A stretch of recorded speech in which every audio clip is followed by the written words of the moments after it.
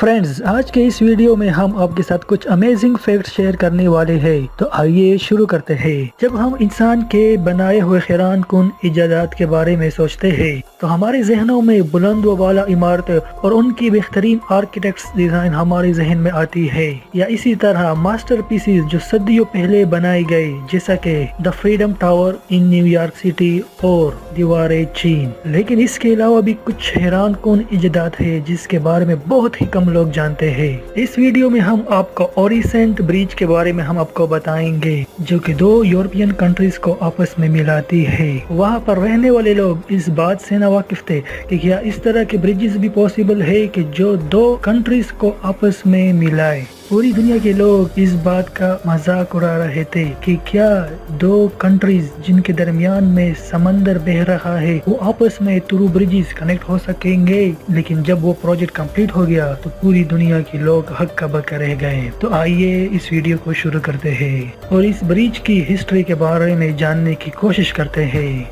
1930s में दोनों European ममालिक स्वीडन और डेनमार्क ने इस नामुमकिन ब्रिज के बारे में सोचा। उनका ये मानना था कि अगर हम इस तरह का कोई भी ब्रिज बना ले तो डेनमार्क और स्वीडन के लोग एक जगह से दूसरी जगह से बहुत आसानी से जा सकेंगे।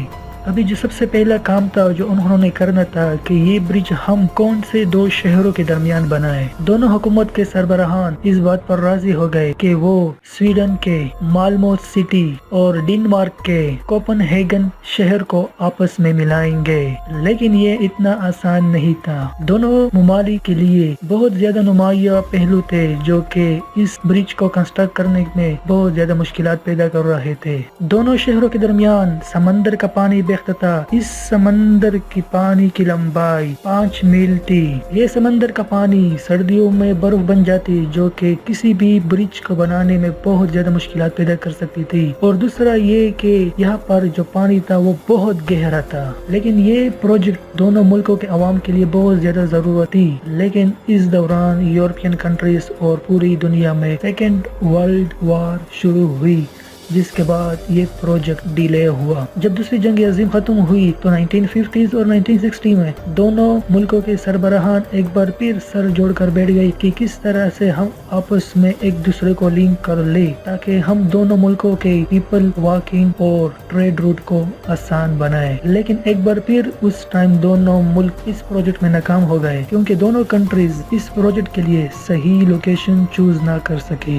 और आखिरकार 1991 में दोनों कंट्रीज इस बात पर राजी हो गए कि दोनों मुल्कों के दरमियान एक ब्रिज बनाया जाएगा जो कि स्वीडन को डेनमार्क से मिला देगा। इस प्रोजेक्ट पर डेनमार्क के Namvar construction company Danish engineering and consulting group ने इस ब्रिज पर काम शुरू किया। किसी को भी ये अंदाजा नहीं था कि ये प्रोजेक्ट आगे जाकर कितना हैरान कौन बनने जा रहा है। इस प्रोजेक्ट पर तकरीबन 5 साल लगे और इंजीनियर्स ने वो करके दिखाया जो किसी को भी इनसे तवक्का नहीं थी। और इस ब्रिज को उन्होंने ओरिसेंट ब्रिज का नाम दिया। ये ब्रिज स्वीडन के शहर मेल्मो से शुरू होकर दरमियान में एक जजीरे के साथ कनेक्ट होता है और इसके बाद ये फर्दर एक्सटेंड होकर डेनमार्क के शहर कोपेनहेगन के साथ कनेक्ट हो जाता है। इस ब्रिज के ऊपर 4 लाइनों का रोड बनाया गया। और इससे भी इंटरेस्टिंग बात है कि इस ब्रिज के नीचे ट्रेन के लिए एक अलग सा ट्रैक बिछाया गया है जो कि समंदर के पानी के और भी नजदीक है। और ये ट्रेन 120 मील फी घंटे की रफ्तार से अपना सफर तय करता है और स्वीडन और डेनमार्क के दरमियान सफर को और भी स्पेक्टेकुलर और खुशगवार बनाता है। अमेजिंगली ये भी इंजीनियर्स के कमालात में से अजीम और शान कारनामा है।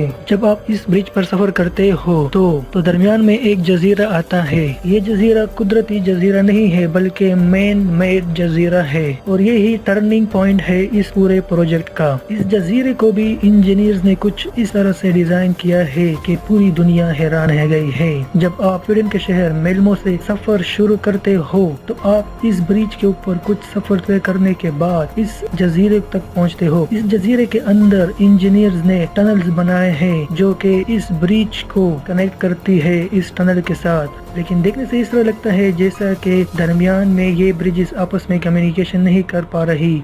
लेकिन यही टर्निंग पॉइंट है इस पूरे प्रोजेक्ट का। यहाँ पर इंजीनियर्स ने कुछ इस तरह का जजीरा बनाया है कि इसके अंदर इन्होंने कुछ इस तरह के टनल बनाए हैं कि जो कि न सिर्फ आम व्हीकल्स के लिए यहाँ पर रोड बनाए गए हैं, बल्कि ट्रेन की आमदोरफ्त के लिए भी इंजीनियर्स ने यहाँ पर ट्रैक बिछा दिए हैं। इस टनल का नाम ड्राजन टनल है और इस टनल की लंबाई 2.5 माइल्स है और ये टनल समंदर के अंदर आप एक जगह से दूसरी जगह मूवमेंट को आसान बनाने के लिए बनाया गया है। इंजीनियर्स ने इस टनल को 20 सेगमेंट्स में बनाया और हर सेगमेंट 55 टन का है। इस ड्राजन टनल के अंदर 5 इंडिविजुअल ट्यूब्स बनाए हैं, जिसमें 2 ट्रैफिक के इस्तेमाल के लिए है, 2 ट्यूब ट्रेन के इस्तेमाल के लिए है और 1 ट्यूब इमरजेंसी के लिए बनाया गया है। ये ब्रिज फ्री ट्रेवल को प्रमोट करता है इन दोनों मुल्कों के अवाम के लिए। इस ब्रिज के शुरुआत में टूल बूथ्स बनाए हैं जहाँ पर कस्टम ऑफिसर चेकिंग करते हैं और ये ब्रिज दोनों मुल्कों के लिए किसी नेमत से कम नहीं है। इस ब्रिज को बनाने का सबसे अहम मकसद यही था